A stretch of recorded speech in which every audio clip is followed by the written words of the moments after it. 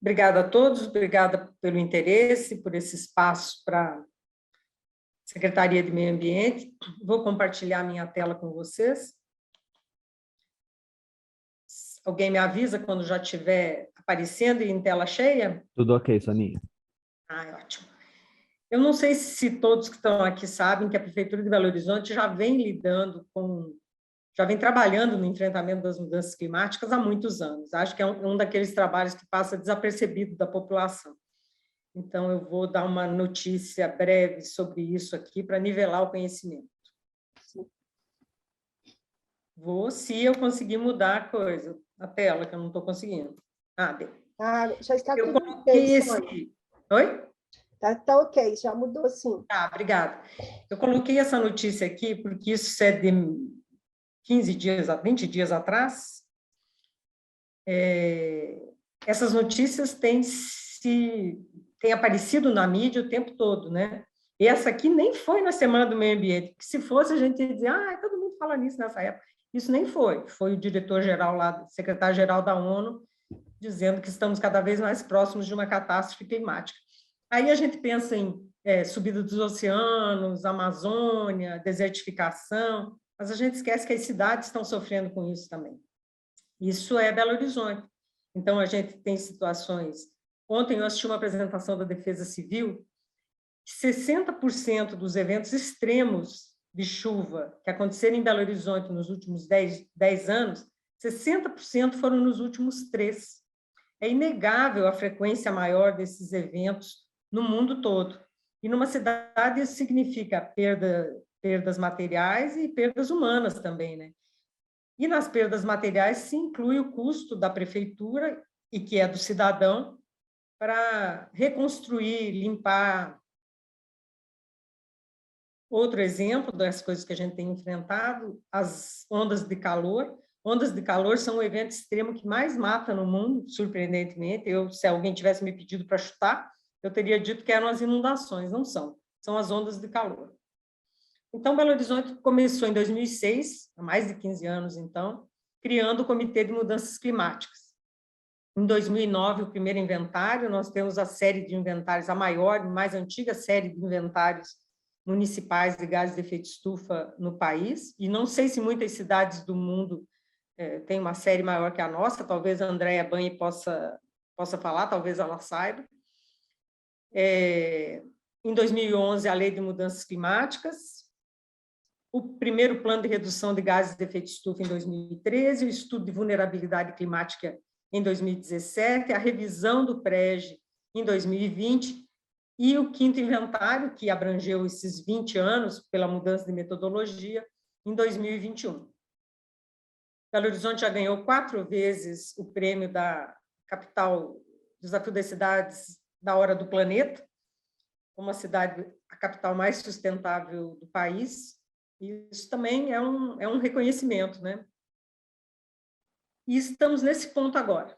A publicação do novo inventário já era para ter sido feita, mas nós estamos mudando a metodologia de cálculo das emissões do aterro, adequá-la melhor à nossa situação, então ele ainda não está pronto. O monitoramento do PREG, no final do ano a gente publicou o primeiro relatório de monitoramento do plano de redução, que nós pretendemos fazer todo ano, dizendo o que avançou, o que a prefeitura está fazendo, o que está atrasado, porque lá no PREG tudo tem prazo, tem meta. Se vocês não conhecem, o PREG está no site da PBH, é só digitar isso aí lá e está lá o PREG com 99 ações para reduzir as emissões de gases de efeito estufa na cidade. Estamos elaborando o Plano Local de Ação Climática, que vai conter, além de governança, a estratégia de adaptação da cidade, porque aquelas emissões que a gente não conseguir mitigar, nós vamos sofrer as consequências delas e vamos precisar nos adaptar. A cidade vai precisar estar adaptada para essa nova realidade climática.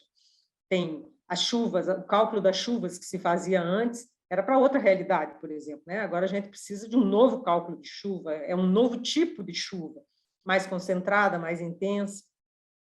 A revisão da Lei Municipal de Mudanças Climáticas, o Executivo encaminhou para o Legislativo em fevereiro ou março, a nova lei, que também prevê qualidade do ar, é Lei Municipal de Mudanças Climáticas e Qualidade do Ar. A revisão do selo BH Sustentável foi publicado o decreto semana passada. Se não está no site, estará em alguns dias.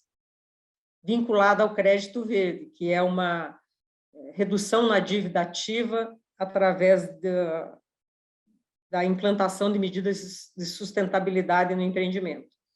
E o planejamento de um território carbono zero na cidade. Aqui, para vocês acreditarem em mim, então, a capa dos 5 inventários desde 2009 e um resultado geral. Vocês podem ver ali que em 2020, com a pandemia, as nossas emissões despencaram, né? Esse gráfico de cima mostra quando nós fizemos os primeiros inventários, o primeiro plano de redução, a gente previu reduzir 20% das emissões conforme elas seriam se a gente continuasse naquele crescimento. Então, se a gente continuasse daquele jeito, em 2040, nós estaríamos com 7,21 toneladas de CO2, 7 milhões por ano. Nós tínhamos que reduzir isso através de medidas de sustentabilidade da cidade para chegar só em 5,76.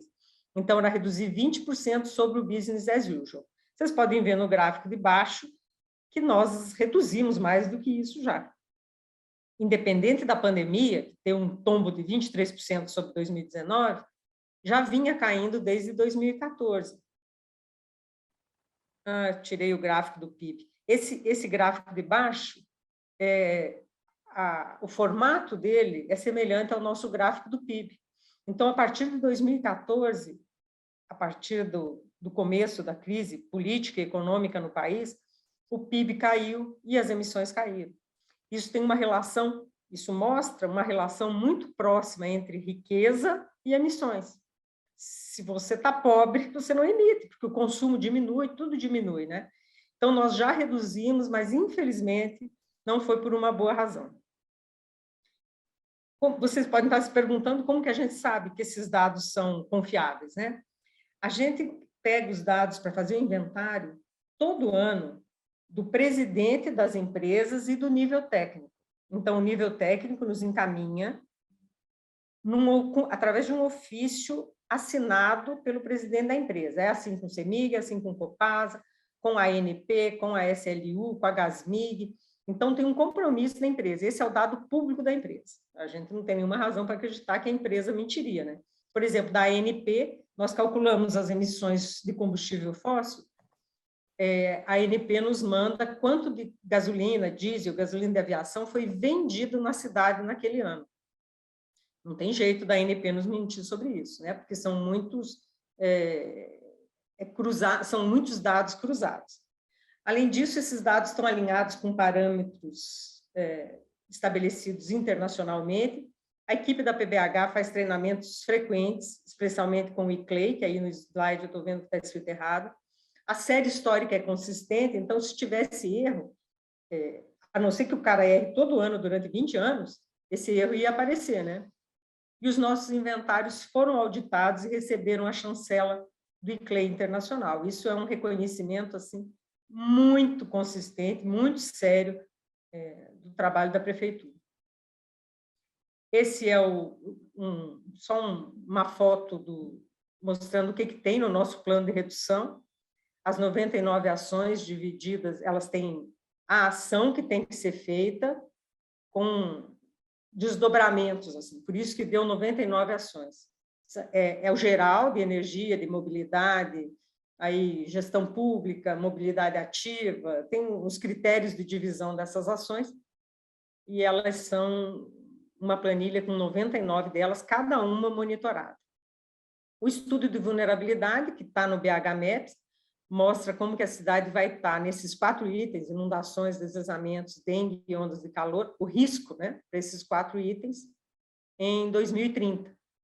Está em uma comparação geral dos mapas, mas ele também está no BH Maps. Então, se vocês entrarem no BH Maps, no mapa da prefeitura, que tem todas as informações, e colocarem o seu endereço ali, vocês vão ver se vocês estão em alguma zona de risco. Aí eu dei o print com o mapa mostrando ali a vulnerabilidade de hotspots, vulnerabilidade geral, vulnerabilidade de inundação, Então, qualquer cidadão pode ver o seu endereço, em que tipo de situação de vulnerabilidade está. Temos um alinhamento com o que foi definido na COP26, através do PREG, o Plano de Mobilidade, a Política de Segurança Alimentar, Gestão de Resíduos Sólidos, o Plano de Ação Climática em elaboração e o Race to Zero, que foi o compromisso que a Prefeitura assumiu ano passado, antes da COP, um compromisso chamado pelo Reino Unido para a COP, de ter 0% de emissões líquidas em 2050.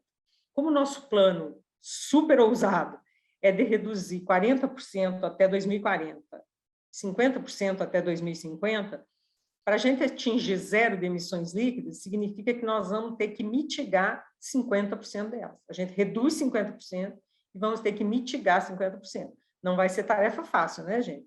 Mas como a magnitude do problema está se colocando para todos os governantes, acredito que vai haver um esforço geral nesse sentido. A Prefeitura tem feito, nos seus próprios projetos, várias coisas no sentido da redução. O MOVE foi uma delas, a substituição da iluminação pública e dos semáforos por LED. BH foi a primeira capital a ter todos os semáforos de LED, e uns anos depois, toda a iluminação pública em LED. Essa foto mais à esquerda, em cima, é a usina dos 2 aterros sanitários, tem captura dos gases do aterro e geração de energia elétrica. Embaixo, uma agrofloresta, e essa foto maior do canto direito inferior é o telhado da prefeitura, ali no centro, na 1212, que tem energia solar. Os nossos desafios.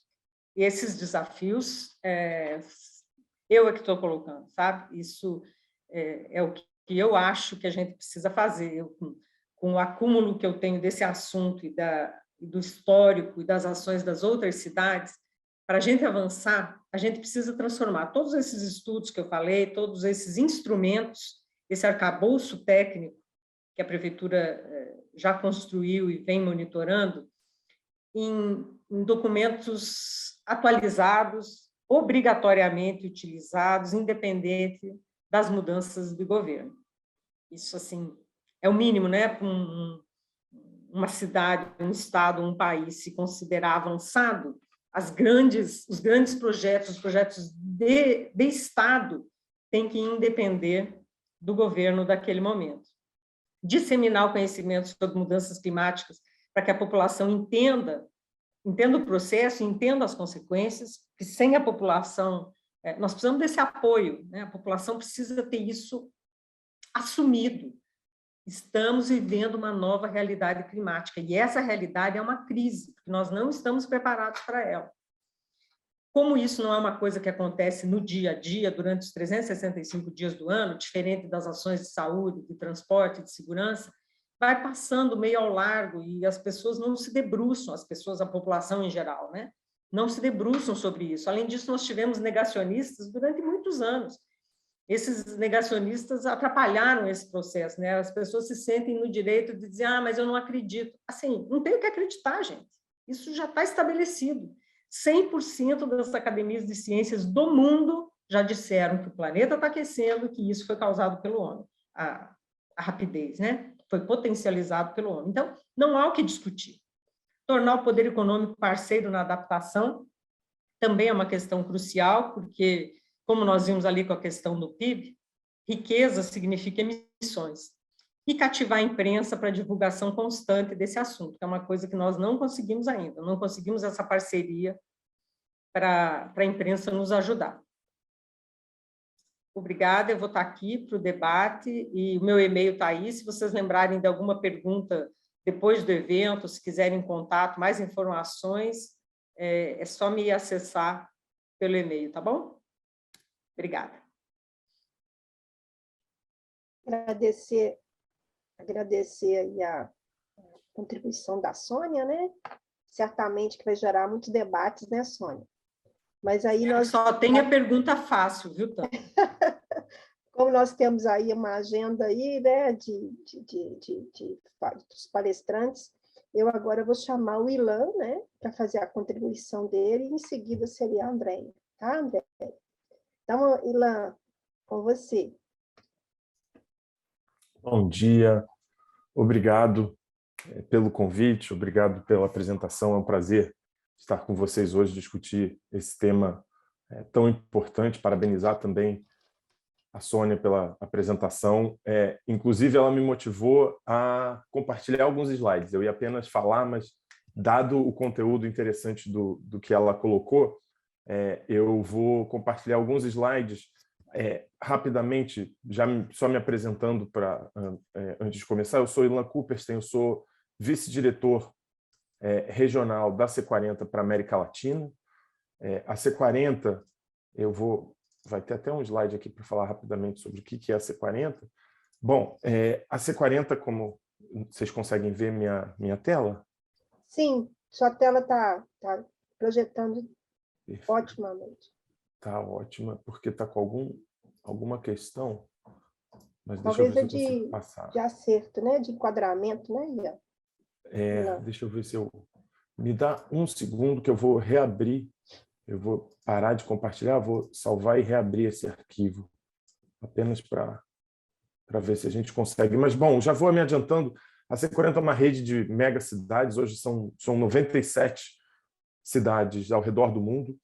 Foi criada em 2005 pelo então prefeito de Londres, com o objetivo de combater a crise climática. Então, naquele momento, paralelo a uma reunião do G20, o prefeito de Londres teve a ideia de chamar as 20 maiores cidades do mundo para debater também o tema climático. Claro, já era um tema em voga, mas acho que ainda muito focado nos governos nacionais, né? Nós vemos a partir, provavelmente, de 2009, com o fracasso da COP15 em Copenhague, realmente o surgimento com mais força dos chamados atores não estatais, os governos subnacionais, o setor privado, movimentos sociais, realmente tentando empurrar a agenda, já que os governos nacionais mostravam a incapacidade de agir no tempo necessário para a crise climática. Então, a partir de 2005, começam essas reuniões, a C40 se torna uma organização com secretariado, com o prefeito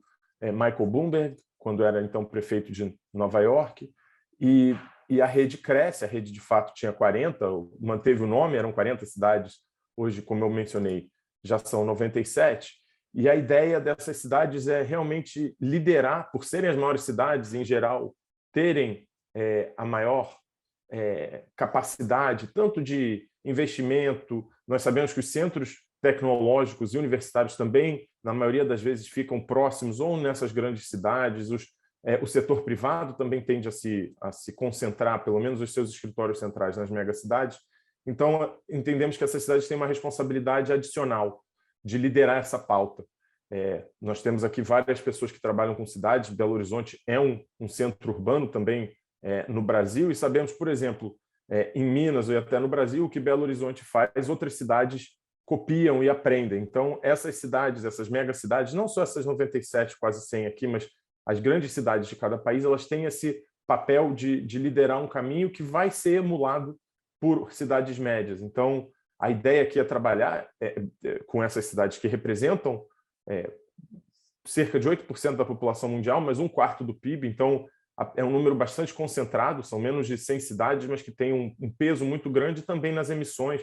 É difícil calcular exatamente a relevância dessas cidades para as emissões globais, mas nós sabemos que também é relevante, ou seja, essas 97 cidades agindo, existe um impacto real na redução de emissões e também, como falado, nas questões de mudanças de paradigma no setor privado, de também inspiração e troca, intercâmbio com outras cidades, etc. Bom, a C40 ela é uma organização não governamental, mas ela é híbrida. Por que eu digo isso? Porque ela funciona através de doação de grandes filantropias, aqui são os 3 maiores doadores. No entanto, é uma rede que ela é formada por cidades para cidades. Então, o nosso presidente hoje, até não está aqui, porque recentemente foi eleito há pouco mais de meio ano, o prefeito de Londres, Sadiq Khan, mas ele é eleito por seus pares. Então, prefeitos ao redor do mundo votam, claro, naqueles que decidem se candidatar, para se tornarem o presidente, e eles também executam essa presidência ao lado de prefeitos ao redor do mundo que têm o papel de vice-presidentes regionais. Então, em cada região, os prefeitos daquela região também escolhem os seus vice-prefeitos. Aqui vale talvez ressaltar a presença do Eduardo Paes, que foi presidente da rede durante 3 anos, foi o único prefeito do Sul Global e teve um papel muito grande, principalmente em trazer o Sul Global. A agenda climática, por muito tempo, foi uma agenda talvez elitizada, uma agenda considerada apenas dos países ricos, ou uma agenda que era distante de países em desenvolvimento ou países pobres. Hoje a gente sabe que isso nós nem podemos nos dar ao luxo de não ter essa agenda, e com um prefeito do Brasil isso ficou ainda mais claro, pelo menos dentro da organização. Na América Latina, nós temos 12 cidades, as cidades estão ali embaixo, os 2 vice-presidentes são a prefeita de Bogotá e o prefeito de Buenos Aires, e interessante que 11 dessas 12 cidades, com exceção de Santiago, que passou por várias mudanças, inclusive institucionais, por exemplo, com a primeira eleição para o governo da região metropolitana, que aconteceu no ano passado, todas as cidades têm um plano de ação climática alinhada com o Acordo de Paris. E o que significa isso? Eu peço até desculpas que esse slide está em espanhol, que é de uma imagem, mas desde 2018, a C40 criou uma metodologia para poder validar um plano de ação climática local, ou seja, um plano de um município ou de uma região metropolitana que estivesse compatível com o Acordo de Paris. Isso significa ter esses 4 elementos que estão aqui na tela. Metas de emissões que levem à neutralidade de emissões para 2050, com metas intermediárias, de preferência para 2030. Governança e colaboração, ou seja, deixar muito claro quais são as ações e quem vai tomá-las, quem é responsável por elas, inclusive também com o envolvimento de setores não governamentais, ou seja, claro que o município vai ser responsável, mas sabemos que ele não vai conseguir fazer isso sozinho, então também localizar os atores dentro da sociedade que são necessários para fazer essas mudanças. A resiliência, nesse caso, poderia ser chamada também de adaptação, pensar como a Sônia colocou, a crise climática, isso está claro no último relatório do IPCC, ela já está aqui, não tem mais uma dúvida quando é que ela vai chegar. A dúvida é o que nós podemos fazer na curta janela de tempo que nós temos para evitar um cenário ainda mais catastrófico. Inclusive, o relatório do IPCC mostra que alguns dos danos já são irreversíveis. Em alguns casos, nós já não temos mais condição de adaptar aos impactos, então, condições extremas e trágicas, como, por exemplo, ter que mover grandes contingentes populacionais de áreas que não são mais habitáveis e não serão habitáveis por mais que ações fossem tomadas imediatamente, nós parássemos de emitir hoje. Então, essa a resiliência. E, finalmente, um ponto que é interessante mencionar aqui, que foi trazido pelos prefeitos também na América Latina e prefeitas, que é a questão dos benefícios sociais.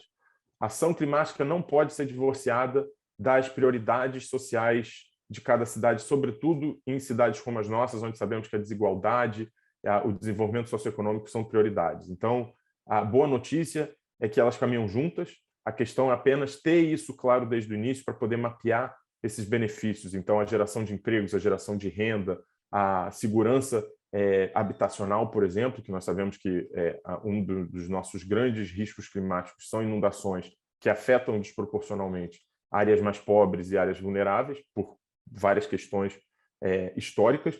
Então, trazer esses benefícios também ajuda a ter mais apoio da população. Aí, voltando também à apresentação da Sônia, é um desafio para a população em geral entender o tema climático, que é um tema complexo. Então, acho que cabe a todos nós pensar também como tornar esse tema mais palatável, trazer para a realidade das pessoas o que significa essa crise climática. Bom, o perfil de emissões na América Latina, aqui para vocês entenderem um pouco qual é o perfil geral da região, das grandes cidades da região, e também as emissões, elas dão uma ideia, elas dão uma foto, né, do que é hoje o perfil das emissões de cada cidade. Nós vemos algumas tendências, eu não vou me ater muito aqui, mas nós vemos que o primeiro ponto a ser tratado na América Latina, para a maioria das cidades, isso vale para as grandes cidades brasileiras, é o transporte, que em geral é o grande setor de emissão. E por que no Brasil em específico? Porque o Brasil tem uma rede de energia, que é o segundo setor que mais emite, relativamente limpa, comparada, por exemplo, com México ou alguns outros países, enquanto que outros países, por exemplo, como Equador, Colômbia, também tem uma rede relativamente limpa. Então, isso faz com que o transporte novamente ganhe ainda mais destaque, e sempre como terceiro, com mais relevância ou menos, mas que deve ser também, obviamente, trabalhado, que é a questão da gestão de resíduos, sobretudo resíduos orgânicos pela geração do metano, que nós sabemos que é um gás de efeito estufa muito agressivo, ele fica menos tempo na atmosfera, mas tem um efeito muito mais danoso de efeito estufa do que o gás carbônico.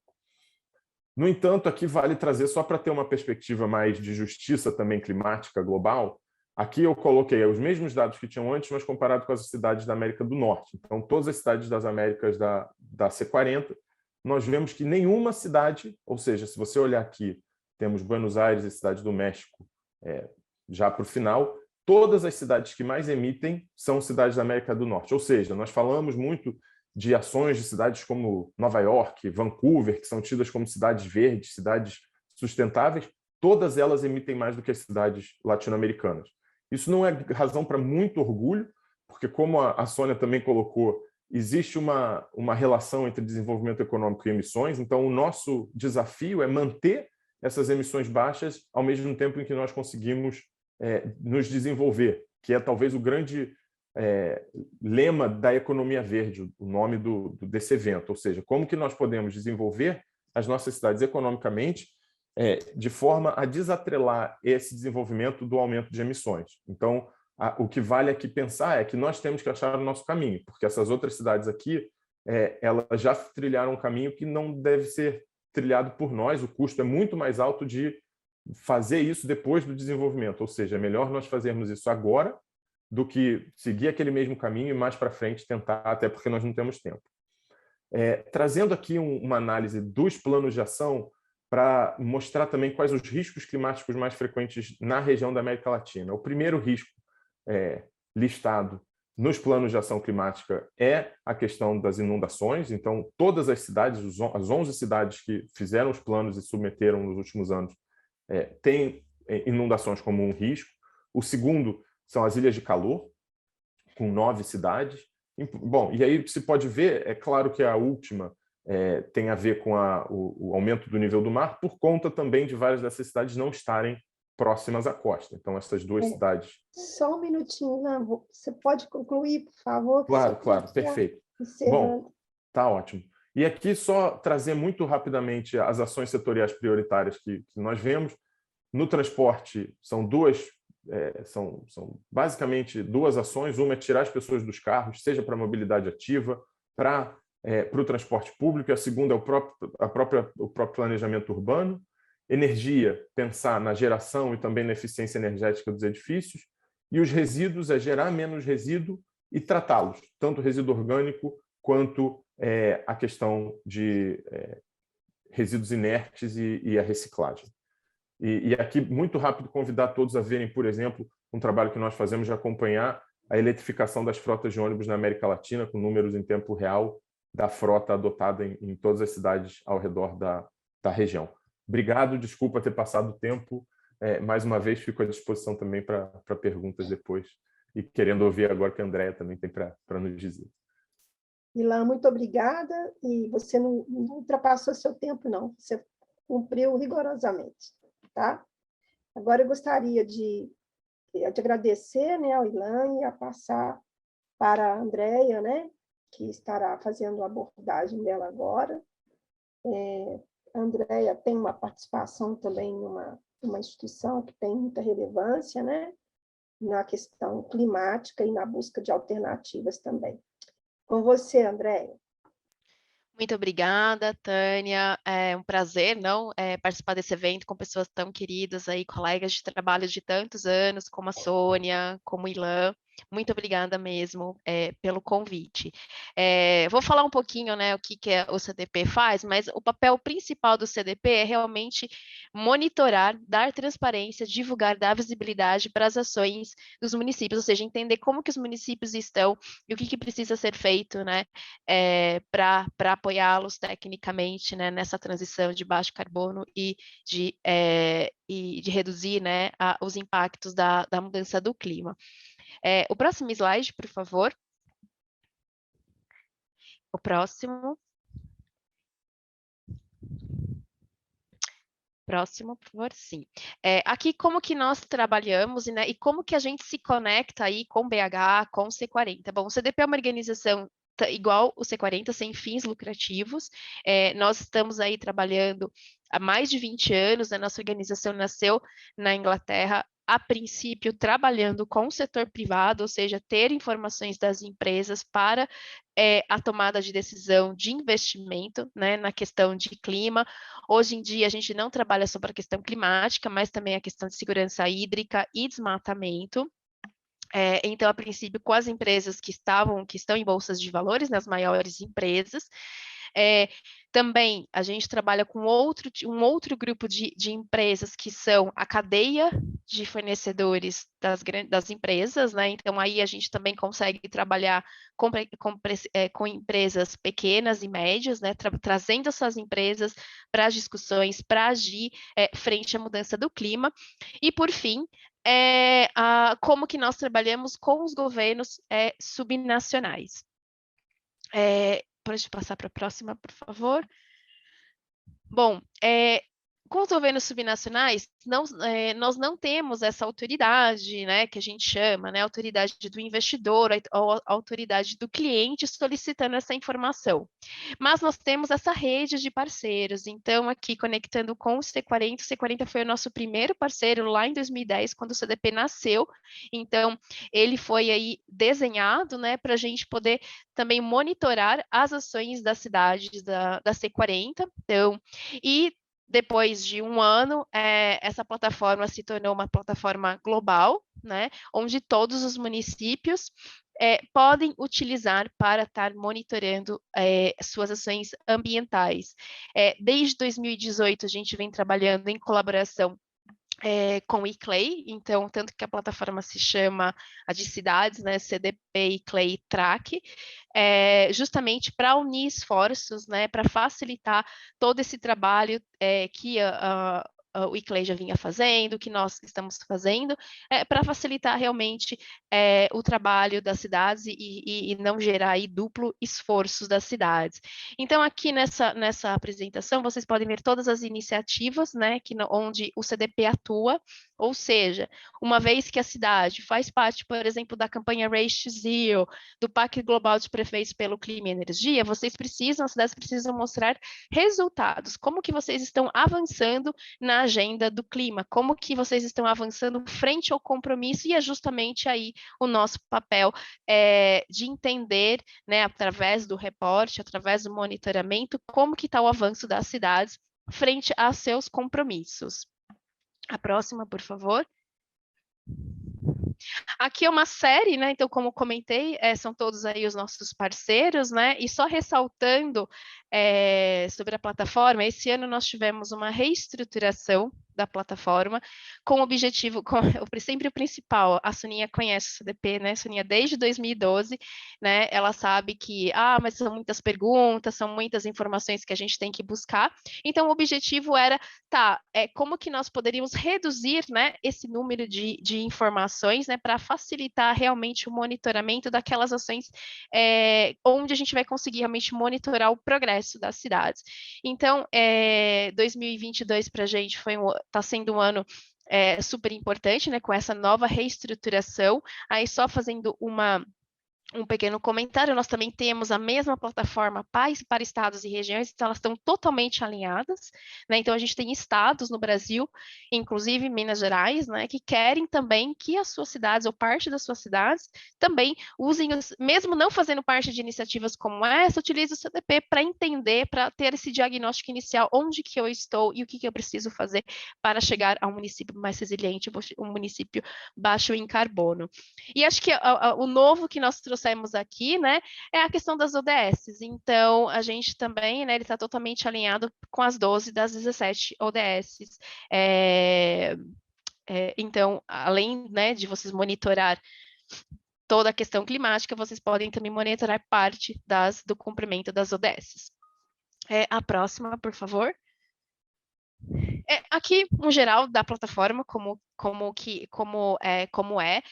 então, avaliação, ele entra, por exemplo, na questão do inventário de gases de efeito estufa, que a Soninha trouxe, o estudo de vulnerabilidade, as metas seriam quais são as metas que eu vou estabelecer para chegar, né, para reduzir as emissões e ser carbono neutro, por exemplo, em 2050. Planejamento é como que eu vou me planejar, quais são o plano de ação, tanto para adaptação, para mitigação, as ações, né, que ações que eu estou realizando, que eu vou tomar para chegar, para poder cumprir, né, com a minha meta e com o meu plano, e informações adicionais aqui, tudo que o município achar de relevante, ele também pode estar subindo essas informações.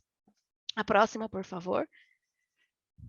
Aqui os benefícios gerais, eu não vou me ater, né? Assim, não vou gastar muito tempo aqui, mas eu acho que monitorar, entender, né, onde nós estamos e o que eu preciso fazer para chegar, lógico, é um dos benefícios, né? E eu acho que esse diagnóstico é muito importante, principalmente para aqueles municípios, vamos dizer, médios e pequenos, que talvez não tenha todo esse suporte técnico que os municípios grandes tenham. Então, acho que vale a pena a gente entender e também buscar parcerias, recursos para poder ajudar esses municípios, porque acho que a gente tem ferramentas aí gratuitas, né? Por exemplo, o Adapta Brasil para estudos de vulnerabilidade, o SEG para a questão de inventário, mas como que a gente pode, né, a partir de redes, né, como o C40, né, esse hub, as maiores cidades, como que essas cidades, como BH, podem também estar apoiando principalmente os municípios ao seu redor.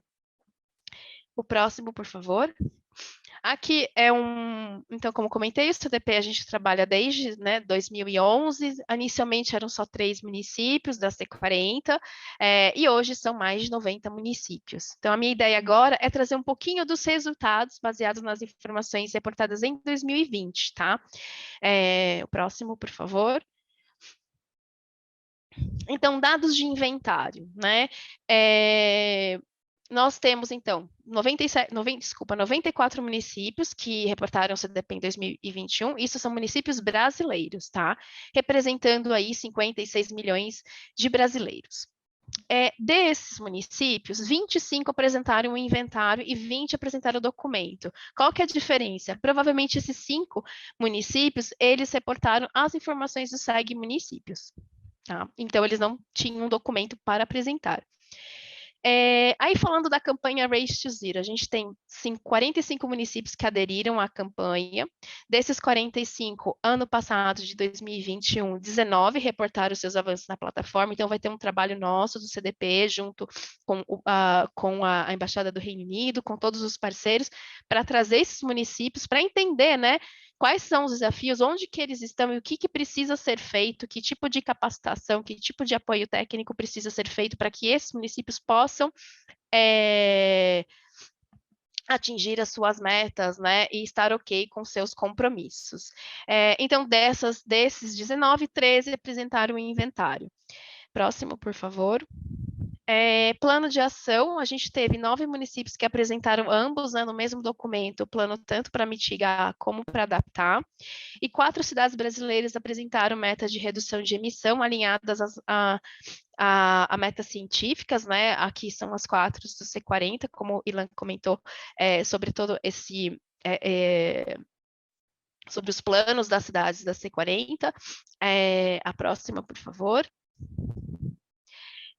E ações, bom, a gente tem visto, mesmo as cidades que não têm um inventário, não têm plano, a gente tem visto que elas estão, né, tem muitas ações aí que elas estão agindo, né, mas o importante é ter esse diagnóstico inicial para entender como que estão as minhas emissões, onde que eu estou e onde que eu preciso estar reduzindo. Então, aqui um dado geral da América Latina, 207 cidades da América Latina, elas divulgaram quase 1.500 ações, no Brasil foram 200 ações, e a grande maioria estão em energia, transporte e resíduo, o que conecta muito com o que o Ilan trouxe, né?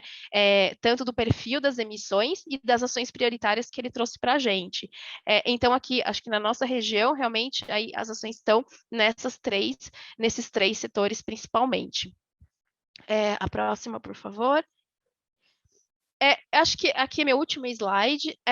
Acho que o nosso papel também, acho que é trabalhar em colaboração aí com todos esses, além de monitorar, né, mas também como que a gente pode dar suporte técnico, apoiá-los nessa transição, nessa trajetória, né, dos municípios. Então, aqui eu compartilho com vocês, a gente tem uma plataforma de educação, um curso à distância, temos esses 4 cursos, todos foram feitos em colaboração com o ICLEI, com a Fundação Konrad Adenauer, e são todos gratuitos, então fiquem à vontade para estar utilizando dessas ferramentas, desses cursos, aí para essa transição, né, para ganhar conhecimento em como eu posso, principalmente os técnicos dos municípios, né, como que eu posso apoiar o município nessa trajetória. Acho que eu fico por aqui, e aí fico aberta a discussões, a perguntas. Ok, Andréia, agradecendo aí mais uma vez, né, pela participação. Todos vocês com uma contribuição extremamente relevante aí para a discussão da agenda, né? E eu, como mediadora, eu gostaria de fazer, primeiro, dizer que a gente está contando aqui com a presença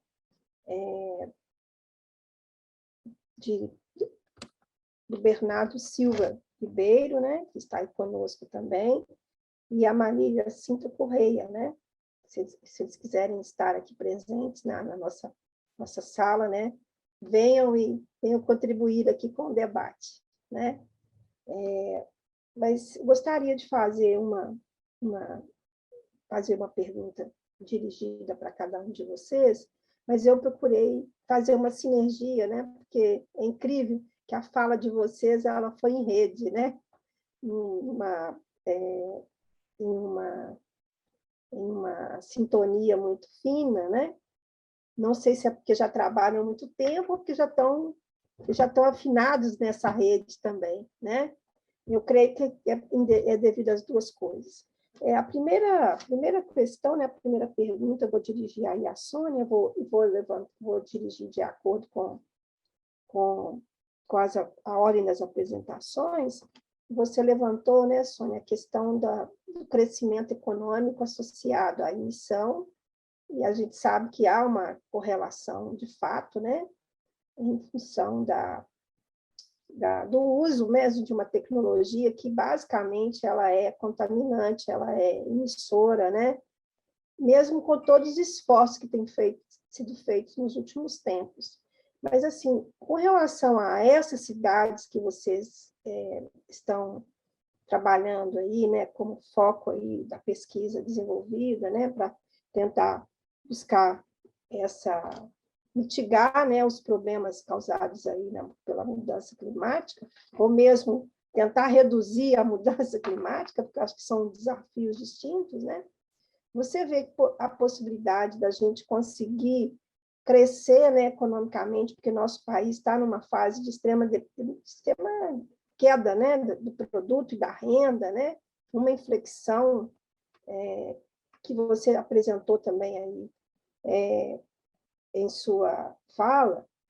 Se nós temos efetivamente políticas, né, que favoreçam, pelo menos a médio prazo, essa substituição de tecnologias que podemos considerar poluentes, né?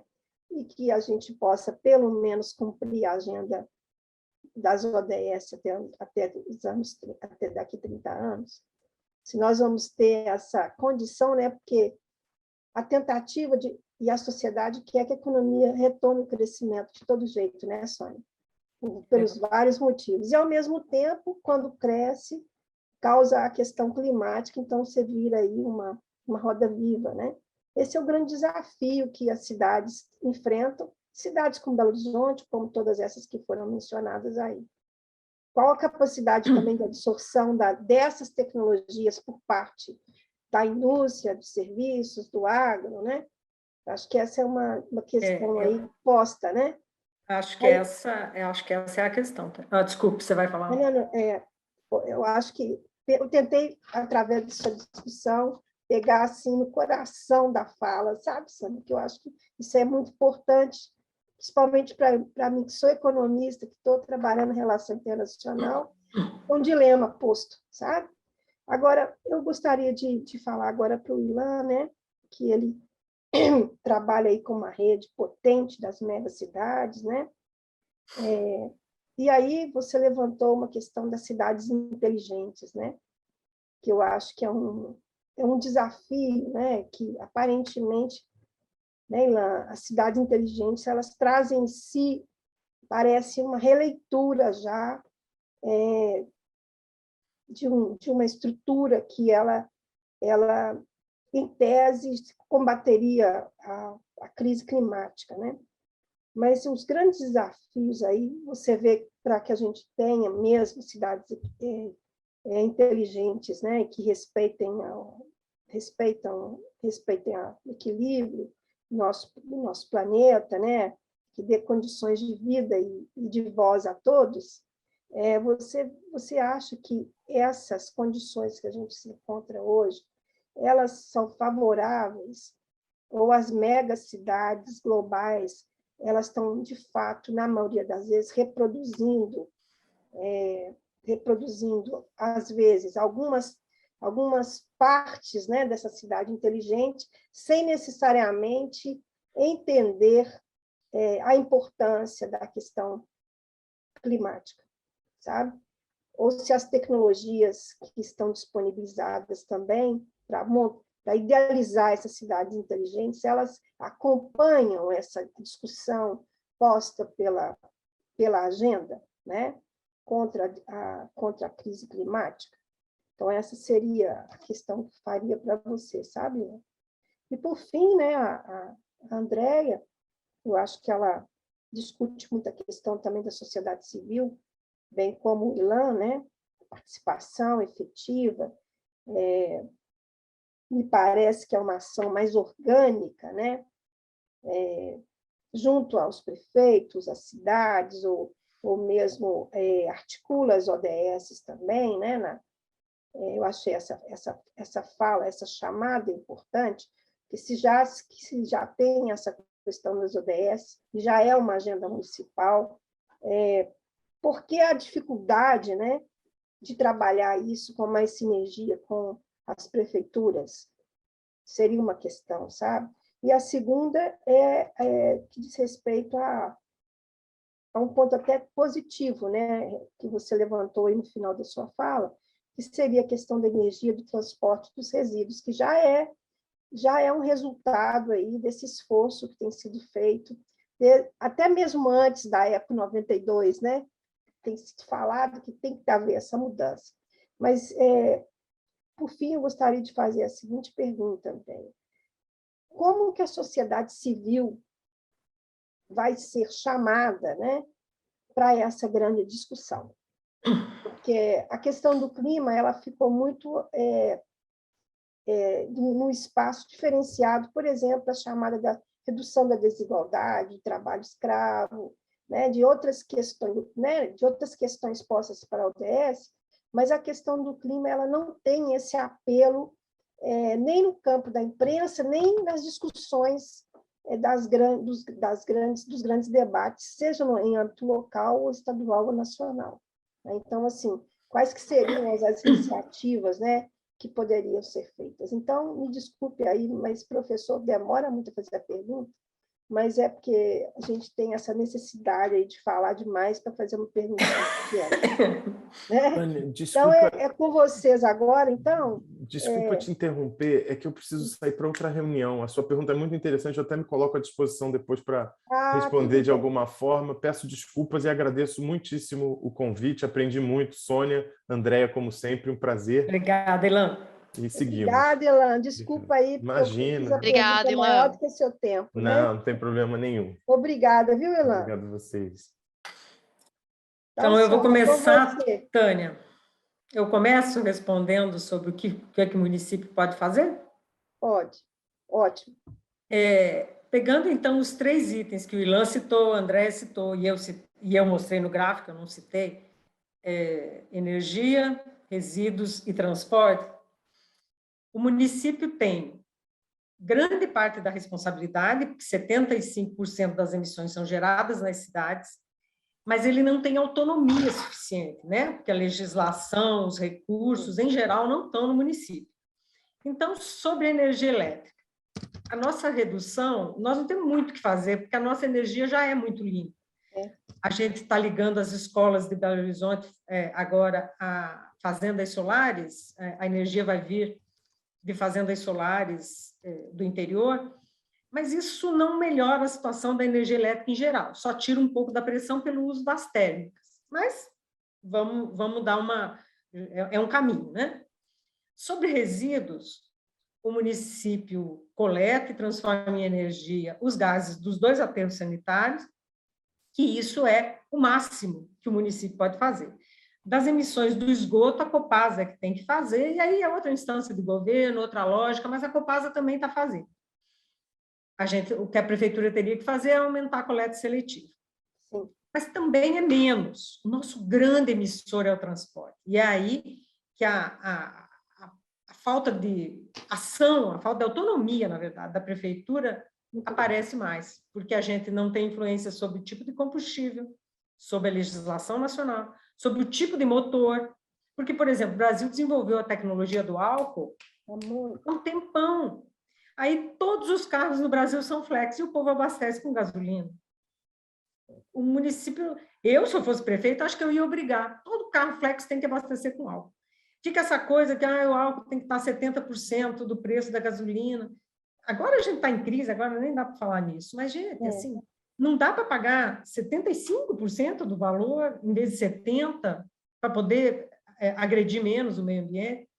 O que o município pode estar fazendo é migrar sua frota para ônibus elétricos. Sim. Mas é um caminho lento. O primeiro contrato são 25 ônibus e a gente tem 3.000, né? Para isso precisava muito mais dinheiro. O ônibus é muito mais caro do que o ônibus comum. Tem a questão das baterias, tem aonde que vai carregar, se vai carregar só à noite.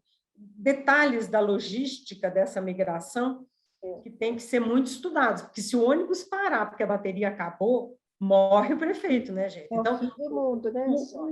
O cara que foi eleito tem que ter cuidado com essas coisas também. A gente fica numa posição muito fácil, a academia, nós funcionários, né, de descer o sarrafo em tudo que a gente acha que devia ser feito, mas essas coisas têm que ser mais cautelosas. Então, acho que a gente pode, sim, não atingir o nível de conforto do hemisfério norte, porque aquilo é obsceno, né? Mas, assim, o planeta inteiro num nível bom de conforto, sem a agressão que foi feita até agora. Eu sou uma otimista nesse sentido. Ótimo, Sônia. Então, pessoal, desculpa, só a obrigada. interrupção, só um minuto, professora Tânia. Eu vou deixar só informar vocês que a gente está precisando encerrar para poder começar o próximo. Aí, a André, pode ficar à vontade para fazer a sua resposta e a gente encerra na sequência. Tá, ok, obrigada. Obrigada. Não, isso, assim, acho que falando, né, complementando a Sônia, né, o que ela falou, né, a autonomia do município em reduzir as emissões, né, isso é algo que a gente discute muito aqui no CDP. Então, a necessidade de você trabalhar em parcerias, né, com o setor privado, por exemplo, na área de transporte, e como que isso realmente essa parceria, né, porque o setor privado pode captar recursos fora e investir nessas tecnologias, né? E aí isso vai impactar o município, terá um grande impacto aí principalmente nas grandes metrópoles. Eu estava num evento, inclusive aí em BH, na semana passada, no Congresso Mineiro de Municípios, né? E no painel que eu estava, o Richard, né, lá da embaixada, estava comentando alguns números, né? Então, vai ter recursos para o setor, principalmente para o setor privado, né? Ele comentou na ordem de 7 trilhões de dólares até 2030 para essas tecnologias, para investimento nessas tecnologias, né? Então, acho que a gente vai ter recursos, só que aí como a gente direciona esses recursos, né, para essas tecnologias limpas, né? Isso que é o mais, que acho que é um dos desafios nossos aí. Então, é isso. Agradecer a Sônia e agradecer também a Andréia, né? Agradecer a todos aí, os participantes e os organizadores. Então, aqui a gente encerra esse painel e chamamos já para o outro, tá? Então, gente, eu que agradeço, Tânia.